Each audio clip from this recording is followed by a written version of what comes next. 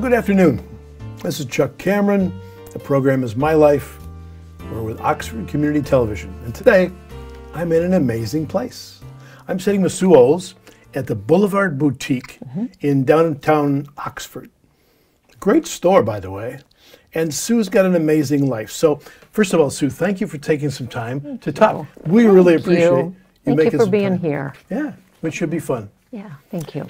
As I explained to you, and I've told them many times, we like to talk about the factors that have helped the person we're talking to today get to here. So stay tuned. You're going to find out the things that have caused Sue to get to what is clearly a very successful and fascinating business in Oxford. So you stay with us. Tell us a little bit about Sue, about what you're up to today.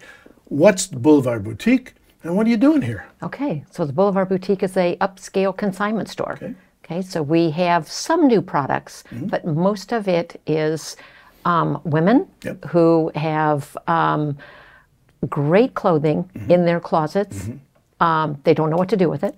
It's either, they've either outgrown it or they just like to shop. So they can bring it in, set up an account. They can take that money then and shop in here with it, or they can take a check. That's very clever. Yeah, and we have sizes small all the way up to 3X. Excellent. Okay, so this is your shop. How long have you been here? 14 years. 14 years. Okay, good.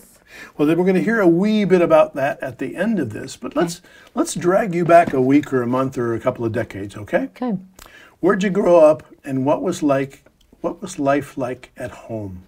Okay, so I came from a mom and dad who loved each other, and there are 6 of us. Excellent. So I am the second oldest, and 3 boys and 3 girls, and we moved all over growing up. So I was in, every 2 years we moved. My dad worked for Burroughs Corporation, so he was climbing that corporate ladder, and every time he got a promotion, we moved. Got it. So I moved here when I was a junior in high school and came kicking and screaming because I didn't know anybody, right? But we always had our brothers and sisters because we were, typical Catholic family where we're 14 months apart. So they were our best friends growing up. So we would walk into a new school and at least we knew somebody. At least you knew somebody. Yes. Which is pretty important. Correct. So we moved here and I thought I was going to move back. I came from Baltimore, Maryland, and I thought after I graduated from high school, which was Marion. Yeah, sure. Marion. My daughter went to Marion. Oh, and I had brothers in Brother Rice, and I was going to go back to Maryland. And then I fell in love with Michigan. So here I am. Well, we're a long way from Baltimore, I'd say. Yes. Yeah. Well, we're mighty glad to have you. Thank you. Thank you. It's been a good journey. Got it. Yeah. What was Dad like? What was Mom like? Mom was a stay-at-home mom, had a nursing degree that she went back to work after she raised the 6 of us. So a great, just a great mom.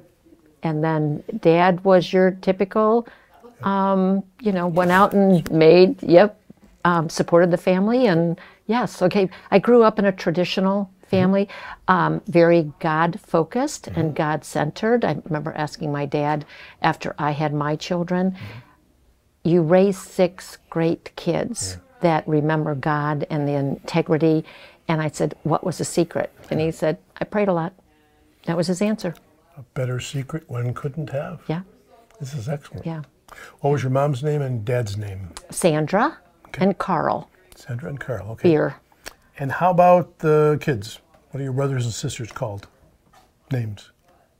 Mike, Mark, Scott, Natalie, and Mary Beth. Outstanding. So you did that right, but they'll be happy to see that when they see the video. I grew up in that kind of family. Right. Indeed. Yeah. All right, good enough. Yeah. Let's start out then. I think you've answered part of this already. Influential people as you were growing up, as you were a kid.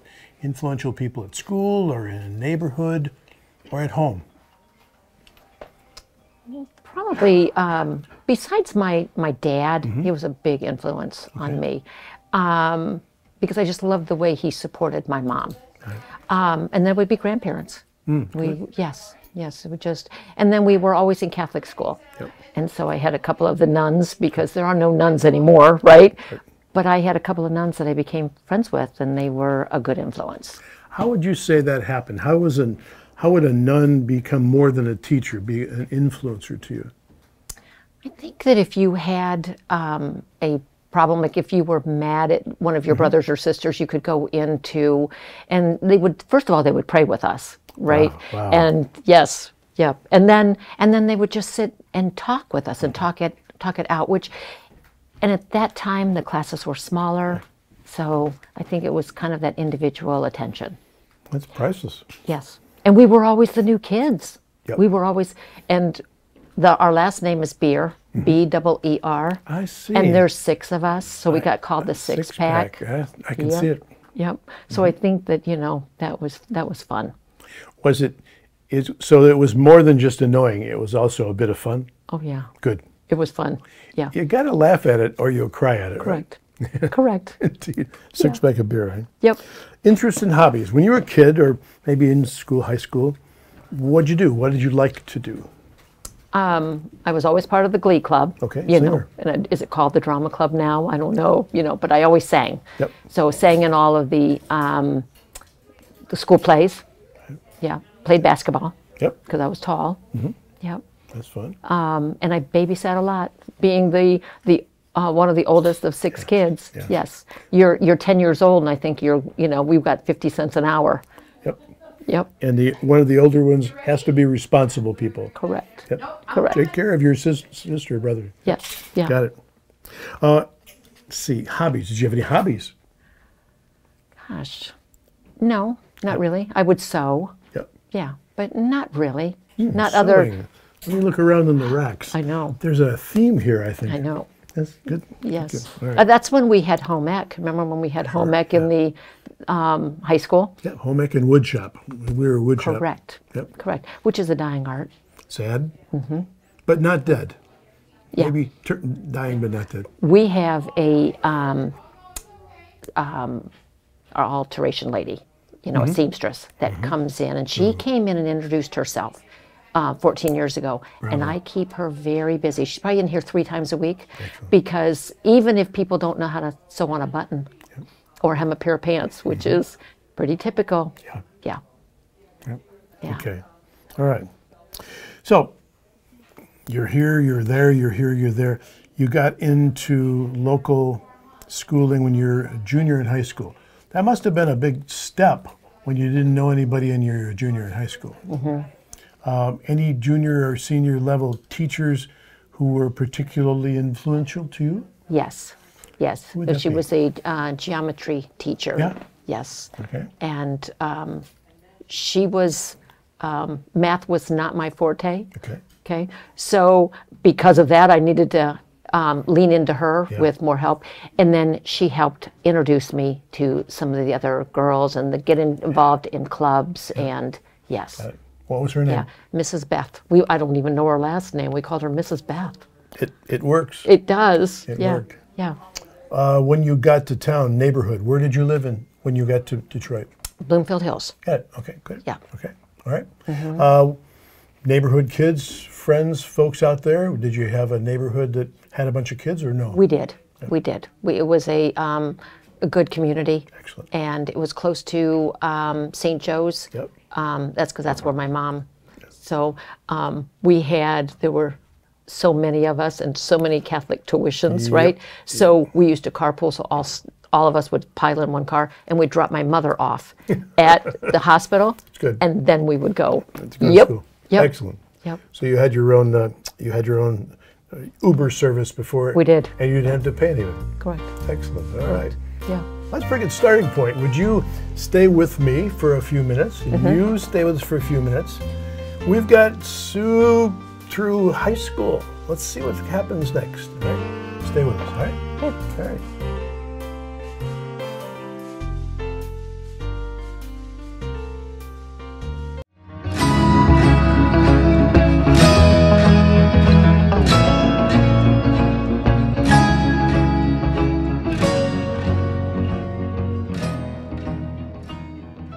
Okay, so we're chatting. So you're in high school. You come to Michigan. You new kid on the block. Dad was with Burroughs. What happened next? So graduated from Marion. Yep. Didn't know what I wanted to do. Yep. So I started working as a legal secretary and going to night school at Oakland University for paralegal. And graduated from Oakland University, became paralegal, and I was shepherdizing cases for probably 15 years at the law office. Did you like that kind of work? I did. I did. What was the draw? It was always different. Ah, okay, variety. Yes, yes. I mean, we would get different cases. Yep. So I think it was interesting because the work was always changing. The law was always changing. I would go to the law library and look up cases to see how that case compared to your case. So it was interesting work. Yeah. But before the days when you could sit at your desk and have your computer look up the library. Absolutely. Oakland University had a great law library, and we would be in there, you know, looking up in books. Yep. In real books. In real books. Where you had to open them and close them. Yeah? Correct. Indeed. Correct. Indeed. All right. Yeah. So you're working in law. Friends, folks who have influenced you at that time in your life. People who might have helped you either steer in the right direction or maybe kept you from going in the wrong direction in that part of your life. So it was Plunkett Cooney that I worked for, a large law firm, and it was Mr. Cooney. Mr. Cooney is the one who hired me. I was a secretary behind a desk, and he is the one who pushed me to go to night school. Bravo. Yes. He said, you know what, you have more. Take that next step. And then when I got through the paralegal program, he wanted me to take the next step to be an attorney. And I said, no, because I was more interested in being mom. Yep. Yeah. Yep. Because I knew one day I was going to be a home mom. Sure. Yes. Well, you had some good examples of being an at-home mom. Correct. Yeah. Yeah. So you went through the law, you got that paralegal work, you worked in that for a good long while. Yep. Did you like it? I did. Excellent. I did. Right. Yes. Yep. Any kids in the picture here? Yes. So then it gotten married and had 2 little ones. Okay. And that's when I wanted to be home with the kids. Yeah, sure. Yes. Okay. But I knew my marriage wasn't doing well. Okay. Okay. So I started working a side job as a Mary Kay. Yeah. Mary Kay. I was a Mary Kay consultant. Got it. And really didn't know what the Mary Kay career was all about, except for I had a brother who had studied her line, studied Mary Kay at Harvard. Mary Kay, the like a business, case study? yes, the business, motto. Yep. And so I met my brother in Cincinnati because he was living in Cincinnati at the time. Yep. And I was afraid to tell him that I was doing this Mary Kay thing. Really? And he says, so how's the Mary Kay going? And I was in for about 4 months. And he said, no, it's okay, you know. And he says, well, they give free cars. Yes, they do. And I said, yeah, but I don't know 12 people that want to do Mary Kay. And he said, okay, do you not think that there's 12 women in the United States that would like to do what you're doing? Go, brother. I know. And I was like, yes. And I thought, So then what it did for me was it took me out of the picture and I focused on other women. Them. Yes, yes. And so once I started focusing on those women, they were like, oh, I could use a little extra income. So 4 months later, I was driving a free car. Excellent. Was it by any chance the pink Cadillac? Not yet. Okay. Not yet. So you start out in that red car, and then you go to the pink car. So I was in that car I still am in Mary Kay. Yeah. Okay. Good. I always joke that they'll put me in a pink casket because I love the company. It's once you're dead, you're dead. Correct. And she's just aged. You know, she's no longer around. When I did train to be a director, she was living. And I was trained by her, which was really cool down in Dallas. Extra stripes in your suit for that. Absolutely, yes. But I drove free for probably 25 years. 25 years. That's astonishing that such a thing is possible. Yes. Good to hear. Yes. And 2 of those cars, so every 2 years you pick up that next car, right? And 2 of those cars were the pink Cadillac. Got it. Yeah. There you go. I'm sitting next to a pink head. Yes, I'm feeling better about myself personally here. Oh, good, good, good. I gave the pink Cadillac back Yeah. to open this. Got it. Yeah. Got it. That's a big step. It was a big step. Yeah. Yeah. So why were you successful in the Mary Kay world? What is it about that? You touched on it, I think, but it must be more than 12 people. Yes.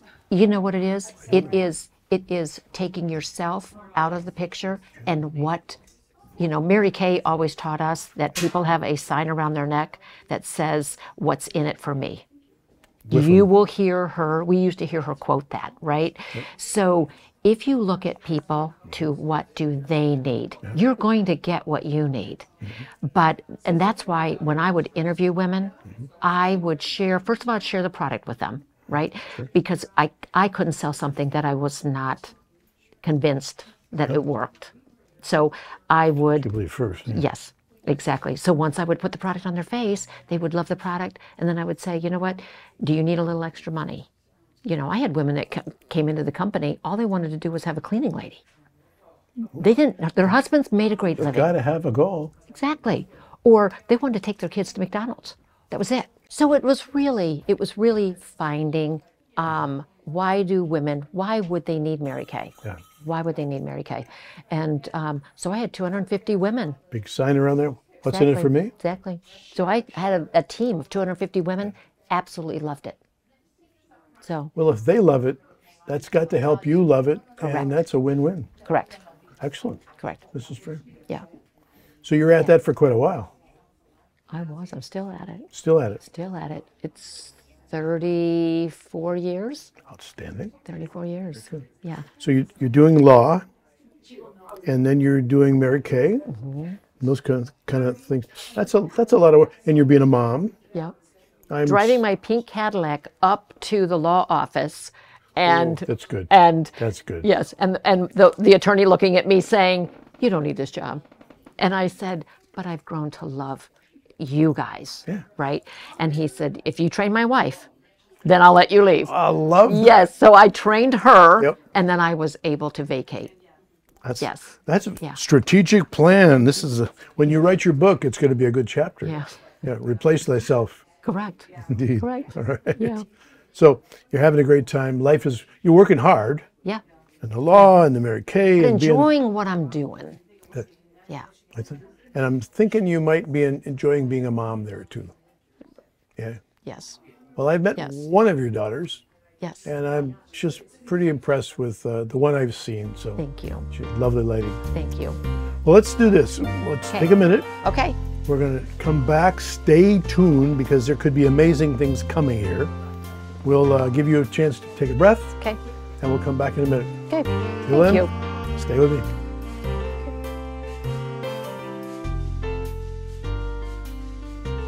Just think, what if we didn't have local TV and radio?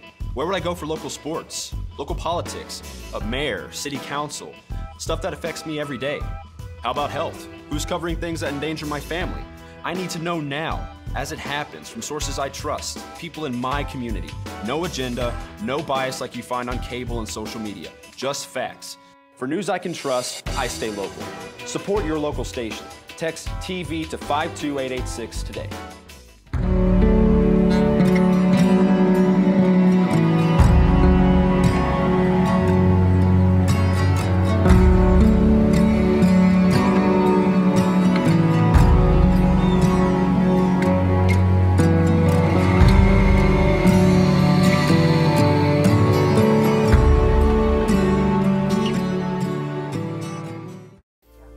Thanks for staying tuned. This could get good here. This could get good. Okay, Sue. Rumor has it that you have some children. Let's start to talk about children, and then we'll wander into where on earth we're sitting today, okay? Okay. Start with your kids. Tell me about what it's like to be a mom, and tell me anything you can about your family. Okay. Okay. Probably the number one job, right? It's the hardest job. Hardest job. Hardest job. But we absolutely love it. Yep. So I have a son who is 37, and he lives in Philadelphia with his wife. Yep. That's Matthew. Matthew. Yep. Then there's Kelly. Excellent. Matthew and Kelly. Matthew and Kelly. And then Kelly is 35 and lives here in Oxford with her husband and my 2 grandkids. Got it. Yep. Got it. And then God blessed me with one who's only 22. 22. Yes. Got yes. it. And he just graduated from the University of Michigan. Got it. And he is working out in Colorado building rockets. Oh, there are worse things to do and there are worse places to work. Areas, I know. Excuse me. I lost him to Colorado. I Yeah. know. I did. That's good. I did. Excellent. Yeah. So you like being a mom? Love being a mom. What's good about being a mom? And then I'm going to give you the best one, which is what's good about being a grandma. I We'll know. get to that. I know. I think it's very rewarding. You know, it's hard when you're in the trenches, right? But then as they start to grow and you see them flourish and making their own decisions, that hard work paid off. Got it. Yes. And I think the most fun about being a grandmother is now we get to spoil them, right? And we get to send them back. And you get to send them back. Yes. What did being a mom teach you about life? Boy, You get to think about that. you do. You do. Probably forgiveness and be careful what you say. Yeah. So it just makes you be true to yourself when you're a parent. Yeah. And how about being a grandma? What's that teach you? Wow. You know, that is just really neat to look at your grandkids and then look at their parents. And, you know, sometimes you keep your mouth shut and then Often. often, and that's where you know that what you've taught them, they're teaching their children, and we can steer them in a soft direction. Yep. I don't know about you, but I wonder sometimes at how my parents resisted telling me when I was a young man how completely off the beam I was Isn't when that I the was truth? so sure I was right. Correct. So, I know. I know. Because we don't want to be the disciplinarian, and they're going to have to learn by their own mistakes, right? we're not on the stage anymore. We're bit players now. Yep. Yeah. Okay. Yep. We're sitting in a boutique shop. How did we? I know how we got here. We came in the door. Yeah. But how did you get here? What's the story about this place? So I started as the basement boutique. Okay. So I You was. took basements in on consignment? How would you do that? This is, So- I gotta write this down. So I had women. I was going in and doing Mary Kay classes, Okay. and I would do color, Yeah. and women would have clothing, and they would say, "I'll never wear that again," and it was good clothing. So I said, "Well, consign it to me." So I was in my basement. My whole downstairs was set up like a boutique, Sure. and I was so busy, I bet. Oh, that's good. so busy. I was over in Oxford Lakes. Okay. I thought my neighbors are going to throw me out. Yeah, probably. Out of the neighborhood, right? What is she doing there? Exactly. And this is kind of interesting. This place came available. Okay. This is owned by Brett Knapp, Yes. okay? A wonderful landlord, okay? I looked at it, but so did somebody else. Okay. Well, they got it Okay. because they were a better risk than I was. I had never had a business, you know, a brick and mortar. Yeah. And so It's a big step. they stepped out of the picture. Oh. And so I know. So then, and it was so interesting because I had gone to a friend of mine and said, I didn't get it. And they said, that's because God's got something better in mind. And just be patient. And how right she was. Because 8 months later, they had put in, when you walk in here, you see all these little rooms. They put in all these rooms. Well, thank you. I know. So that when I came and looked at it again a couple months later, all these little rooms were here. And I was like, thank you, God. Yes. So I became the Boulevard Boutique How long ago was that? 14 years ago. That's a long time. It's a long time. So, my annoying question again. What does being an owner of such a remarkable store teach you about life and about yourself? So I think people, women, believe that when they walk in, right, everybody has their own taste. it has taught me that just because I will wear something doesn't mean somebody else won't. So it's broadened my horizons, right? And I had heavy set parents. I didn't want to be a boutique that only took smalls. So I go all the way up to 3X. It doesn't matter to me what size you are. I want you to walk through that door, and I want to be able to fit you, and I want you to feel good no matter what size you are. So flexibility again. Yeah. Good. Yeah. Excellent. Yeah. So 14 years. What changes have happened to this shop in 14 years? Lots. Lots? Lots.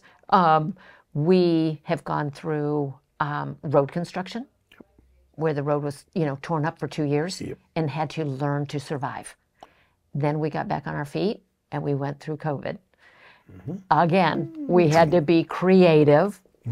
And thank goodness I have my daughter who, she's younger. I'm not great on the internet.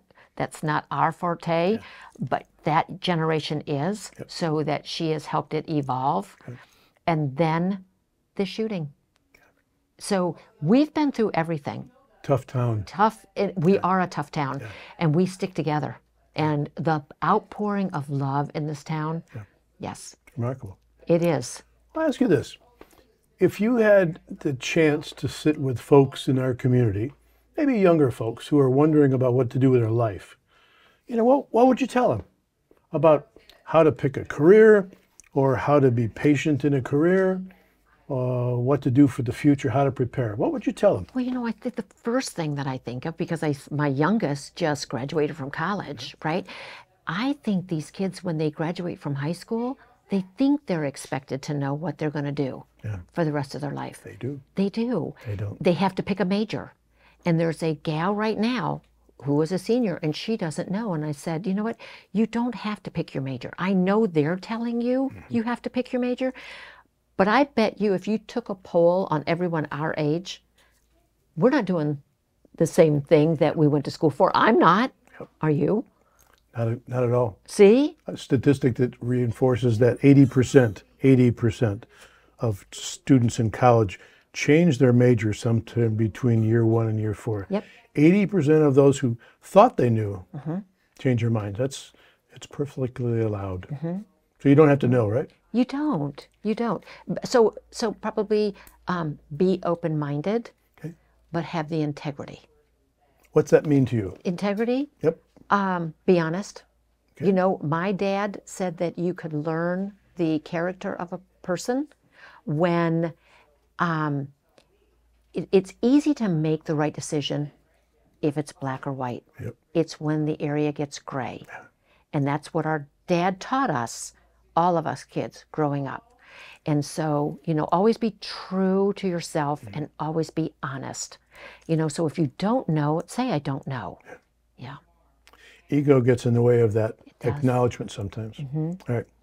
What I know is that it's been a remarkably interesting time sitting and talking with you. Thank you. Appreciate you taking time.